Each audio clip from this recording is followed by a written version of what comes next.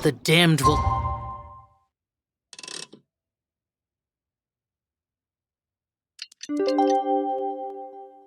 Sooner to... Huh?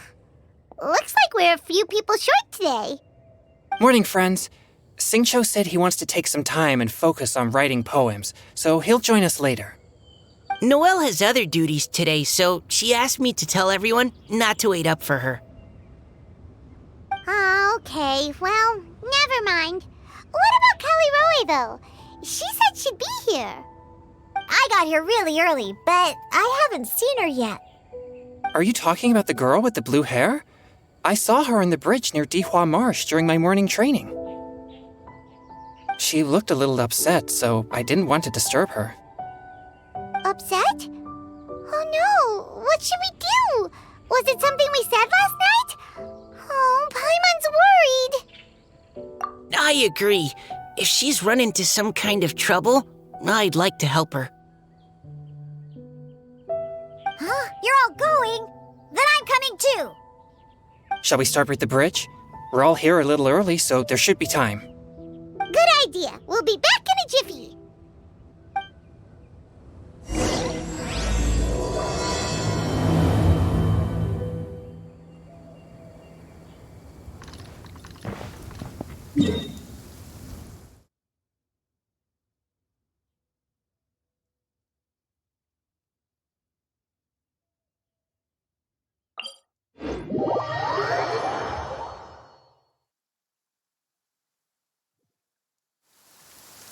Demons do not stop for the raid.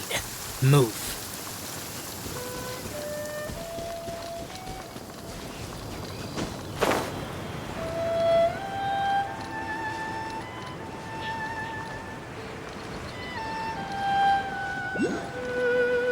The rain stopped. I don't concern myself with the weather.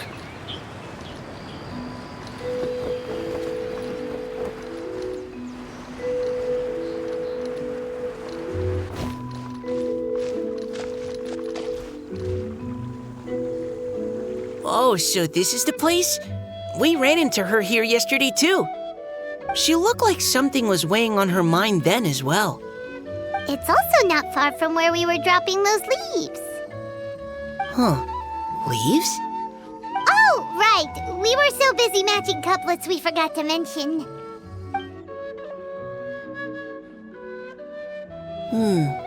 Interesting. I wonder, could Miss Callie Roy have been the one who wrote that poem on the leaf? What makes you say that? Oh, sorry. Nothing. Well, nothing concrete. Just a hunch, I guess. It's just, that poem on the leaf kinda gave me the same feeling as when I saw her yesterday. So much sadness. Now that you mention it, this is upstream from where we found the poem. Huh? Hey, look! Over there! Another leaf! Wow, you're right! And this one has writing on it too! After that leaf!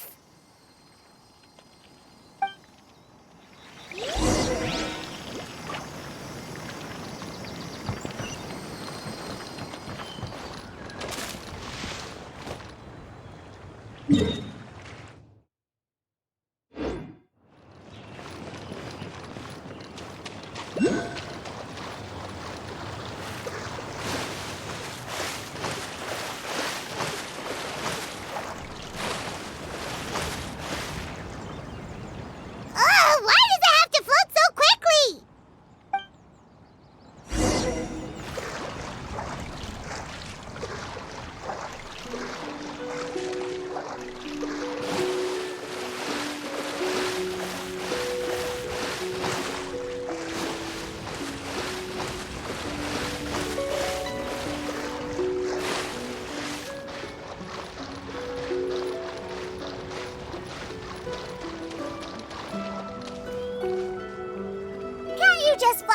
and grab it.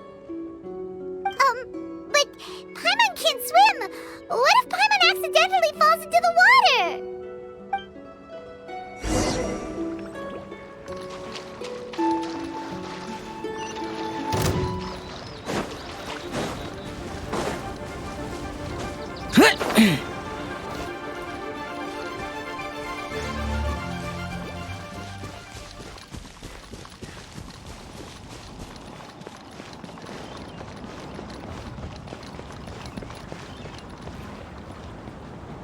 It stopped.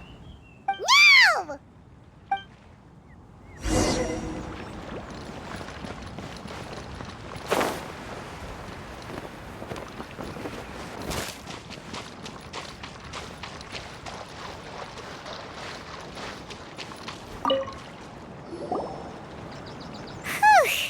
We finally caught it. Are the words still legible, or have they been washed out? Looks like the ink's intact. Let Paimon take a look at what it says.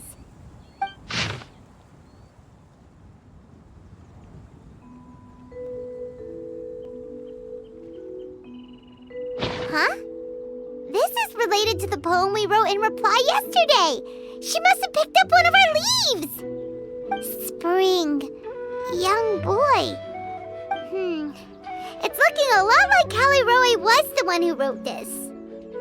She seems to care a lot about that story, huh? Actually, when Paimon first saw her, Paimon was wondering, do you think... is it possible that she's,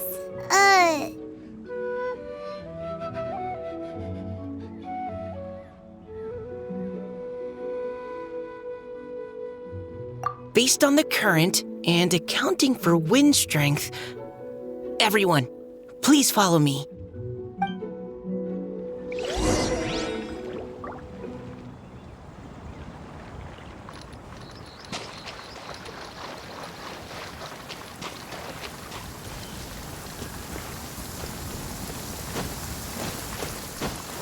Demons do not stop for the raid.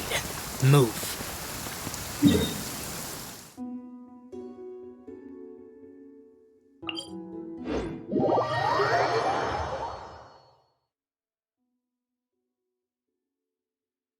This should be far enough upstream.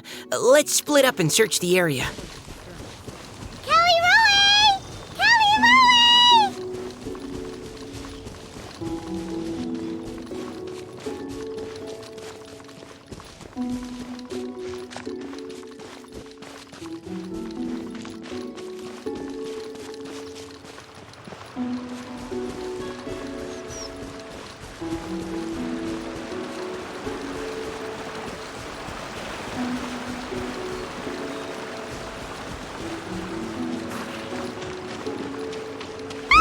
She's surrounded by hilly churros! Let's go save her!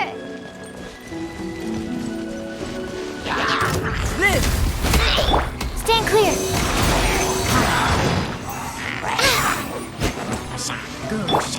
Feel this ancient power. I'm going in! Evil conquering!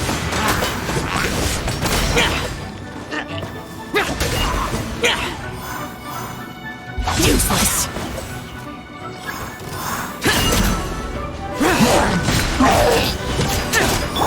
Swirl, Mark 2!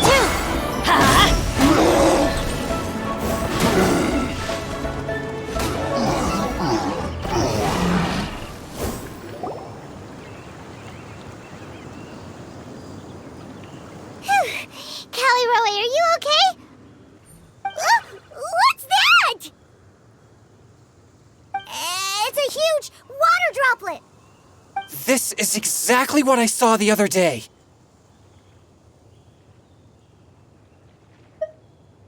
Huh? Why are you all looking at me like that? Oh no, my body, is it? That voice is definitely Callie Roy's. How did this happen? Please wait a moment. Oh no, did I use up too much energy? How did you... What's going on here? Miss Callie Roe, Are you some kind of adeptus? No. I'm so sorry for deceiving you all for so long. Actually, I'm an Oceanid who flowed here from Fontaine long ago. What's an Oceanid? Ah, the Grandmasters mentioned them before. The Oceanids were the familiars of the former Hydro Archon. They all fled Fontaine after the Archon died and settled across the world. That's correct. Though, to tell you the truth, I can't even completely recall how I found myself here. I have a vague impression of my ancestral home, but I can't recall clearly anything I saw on my journey. All I know is that by the time I arrived in Mondstadt, I had lost most of my power and couldn't even sustain a physical form. Eventually, I settled in a place called Springvale, where I slowly began to regain my power. Springvale is a serene and beautiful place. The water that flows through there is clear and pure, just like the hearts of the people who dwell there. So you're the Spring Fairy of Springvale? Yes, Diona, and I remember you too, you know. When you were little, you often came to the spring at night to speak with me. Really? You're not messing with me, are you? I always thought that was just a local legend. Your favorite little pillow, the fish one? Its name is Bubbles, is it not? Yep! All those childhood memories. So they weren't just a dream. So, if this is true, then all those things written on the leaves... I see. So you were the ones who found my leaf. Well, you are correct. The Spring Fairy and Heart of Clear Springs is me. No wonder you were asking us so many questions about it. So, the boy from the story... Is Finch. I always loved listening to people's dreams, and still do to this day. Whether they're beautiful, sad, or filled with emotions I couldn't understand at the time. One night, a little boy came to the spring. The tears that fell from his face were more fragile than a moonbeam and purer than the morning dew. I like humans and wanted to understand them better. I also wanted to make sense of the feelings contained in his tears that were then a mystery to me. Yes, we often met under the stars, sharing our stories with one another. Sometimes we'd stay up all night and see who would hear the first bird chirping from the boughs or the first cicada of summer. Aw, that sounds lovely. But one day, just like the book says, I saw an emotion in Finch's eyes that I couldn't reciprocate. I felt out of my depth, in uncharted waters. But I knew all too well that we Lockfolk face a very different fate from that of humans. Whatever was happening, I didn't want it to lead to Finch writing a chapter of his life that he would later come to regret. So, I fled and never appeared before him again. Oh, Caliroe. My strength returns very slowly, and even after decades, I can only sustain a physical form for a very short time. I once hoped that Finch would be able to move on and meet me when the stars in the night sky have all gone out. But after seeing so many people's stories and hearing about all their dreams, I have gradually come to understand Finch's heart. This feeling of wanting to respond to his feelings is surging relentlessly in my chest, and I can no longer restrain it. But I'm also scared. Scared that if I go and see him now, I'll bring nothing but disappointment and even more pain when it comes time to part. Oh. It really is a difficult choice. Please go see him. Huh? I know Grandpa Finch, and he's a really kind person. When I was struggling to learn how to draw maps, he was always encouraging me, telling me not to give up, always keep trying, and get out there and have some adventures. He often tells me stories about his past, but I've never once seen a look of regret or sadness in his face. And even though Grandpa Finch loves adventures, he still stands there by the spring every day, as if he's waiting for something. I believe that he's serious about his feelings for you, Miss Callie Roy. He's never stopped hoping that he'll see you again one day. So if you want to see him too, then what are you waiting for?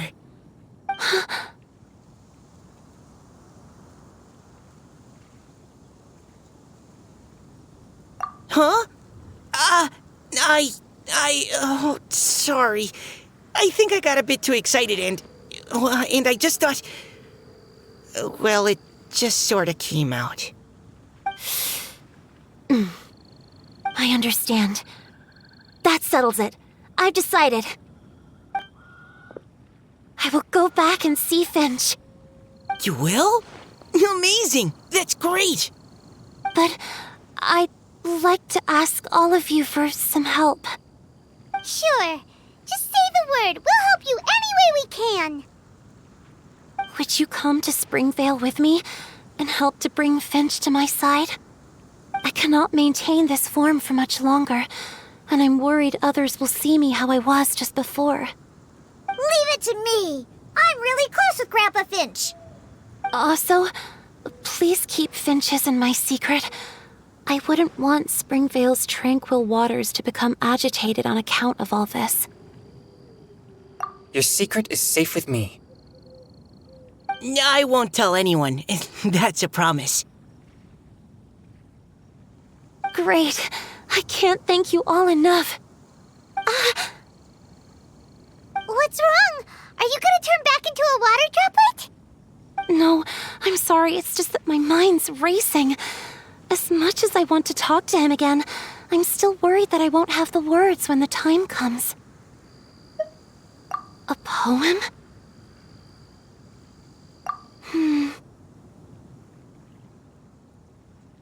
Okay, good idea. I'll write him a poem. And it will be called Heart of Clear Springs.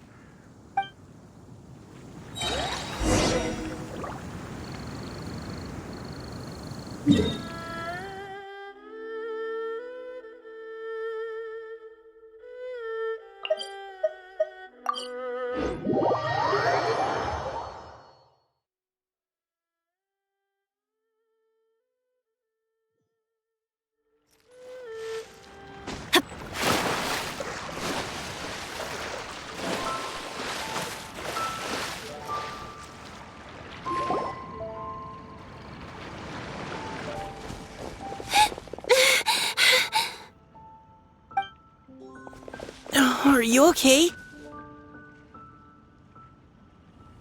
It's nothing. I'm just scared that I won't be able to maintain this form much longer. Okay, don't panic. Wait here, Callie Roy. I'll go fetch Grandpa Finch. Take it slow, Diona. Finch isn't a young man anymore. He's not as steady on his feet. I can still hold on a bit longer. Okay, stay strong. You can do it.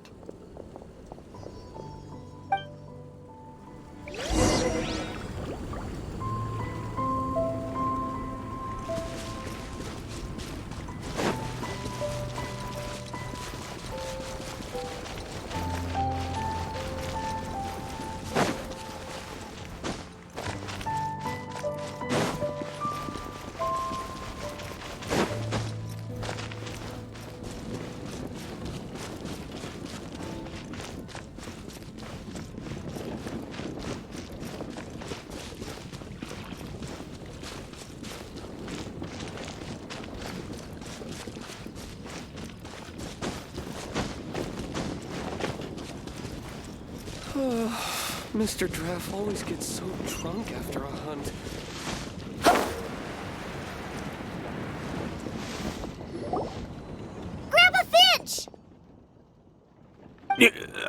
Is that Diona? You're back early today. Today's your special day, Grandpa Finch. Can you come with me? Oh? Well, where are we going? Over there, to the waterfall. Did you catch a nice little fishy? Just come with me already. This is extremely important. But I promised your father that I'd go to the... Grandpa Finch! All right, all right. No need to get worked up. I'm right behind you. That's more like it. Now come on, I'll help you. Draft's daughter is just like him when she's on a mission.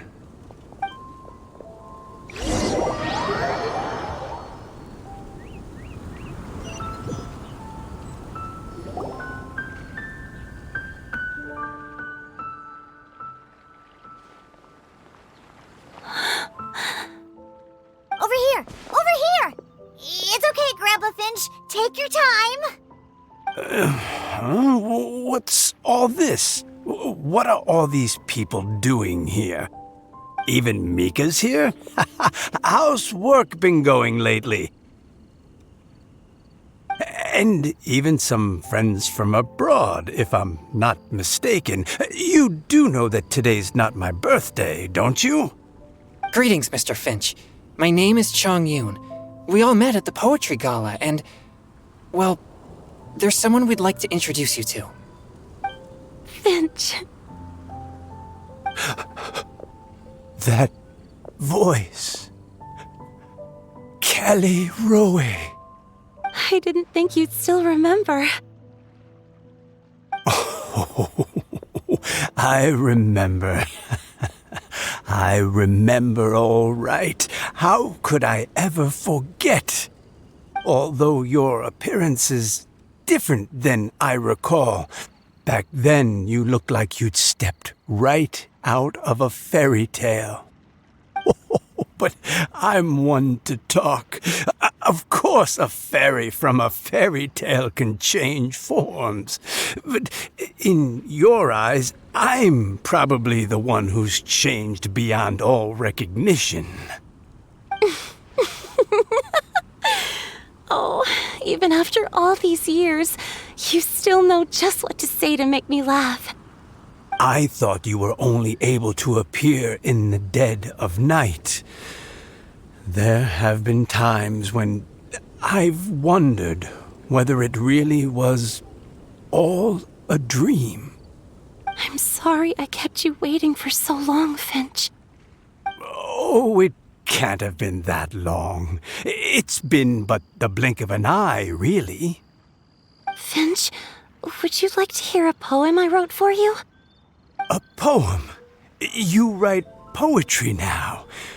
Well, of course. I'd be delighted to listen. I'll hang on every word that leaves your lips. In that case, let me read you a story about the spring fairy.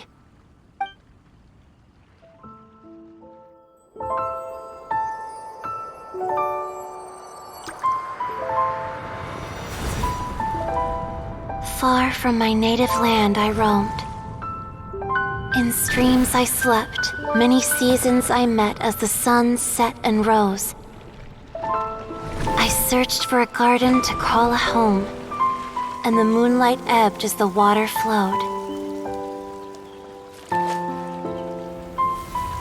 A soft breeze beckoned me unto a spring. Sleep, weary wanderer, your journey is over. May the dancing petals sweeten your slumber. At dawn, I hummed the melody of a distant stream, and the songs in the night serenaded my dreams. A boy's tender tears trembled through the water, stirring me more than any starlight sonata. He wove me a wreath from past petals and future buds. I crossed beyond the veil of dreams to the realm of flesh and blood. Look at the love that shines from his eager gaze. Answer the call of his heart, lest this moment go to waste. The kittens and fireflies invited my heartstrings to sing, but I was a stranger to the melody of mankind, and knew not how this tune should begin. As the river of dreams trickled into the ocean blue, every time a crystal fly flapped its wings, older it seemed he grew. But I learned to fathom human ways each stumbling step I took, and clouds of confusion became crystal clear in the vulnerable verse I wrote. As seed yearns for soil and trees for the sun, a once foreign melody inside my heart sung, and it cried out your name on every string it could strum. Now I give my dream to you. May it be in your slumber a sweet spring to quench your thirst. Now I hand my heart to you, praying my belated promise might meet, still with your trust.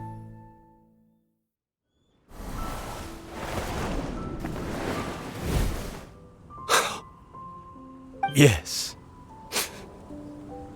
This is how I remember you from when we first met. All those years ago. It really has been a long, old time, hasn't it? Finch, It's okay. I understand. Your poem, it explains everything. Thank you, Finch. Please, take this.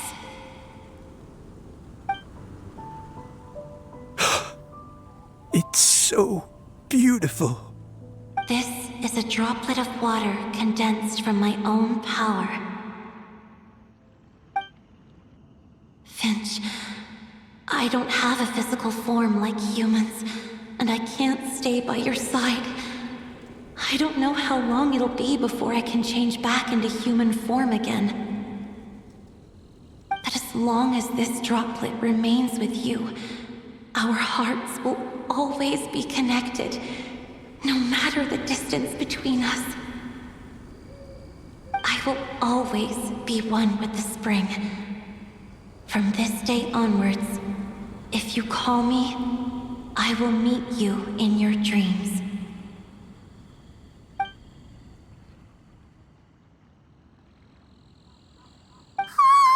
It's so romantic!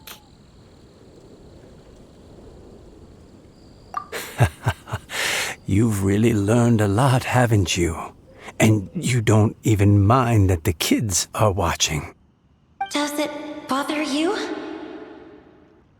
How could it possibly? This is the happiest moment of my life. I just worry that once I go to sleep, I won't ever want to wake up again. Huh? Don't say that. I'm only joking. It seems that you still have much to learn. Is that right? Grandpa Finch and Kelly Rowie look so happy. Oh, what a perfect moment. Diona, thank you for fetching Finch for me. I've never forgotten you either. I used to chat with you a lot. Wasn't it ever annoying? Of course not. You are one of the truest friends I have in the entire world. That's why I gave you your gift, so that a part of me could always be with you. Huh? Wait. So is Diona's ability to mix delicious drinks from disgusting ingredients a blessing from this water spirit? And if so, is it also possible that my pure yang spirit is a gift from some being?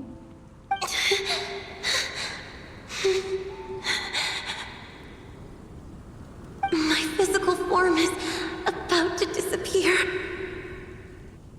Finch, Yes? I've never regretted meeting you or deciding to talk to you that night. Not once. All these long years. Not for a single moment. It probably goes without saying, but neither have I. Although it was different from in the stories. That fateful night, I never gave you that kiss. This gift that represents my promise and my love, I give it to you now.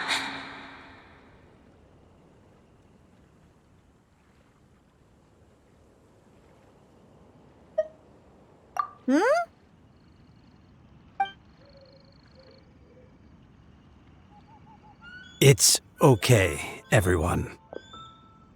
She's gone now. What? But Paimon didn't get a chance to say goodbye. Grandpa Finch? Don't worry now. She hasn't gone far. Just like she said, she'll always be one with the spring.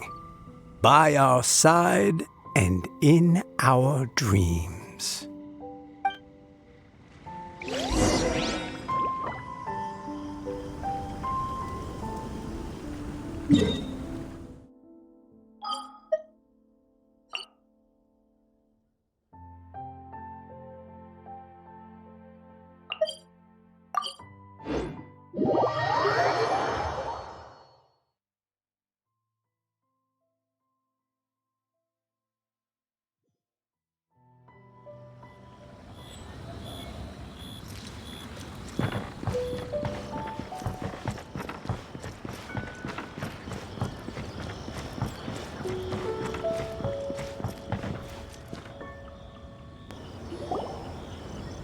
Oh?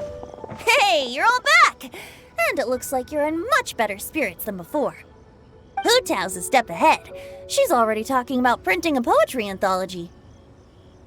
She said she can't wait for everyone's final words because I'm itching to pull the trigger. By which I assume she meant she eagerly anticipates receiving everyone's freestyle poetry submissions to help her close the deal. Where have you all been?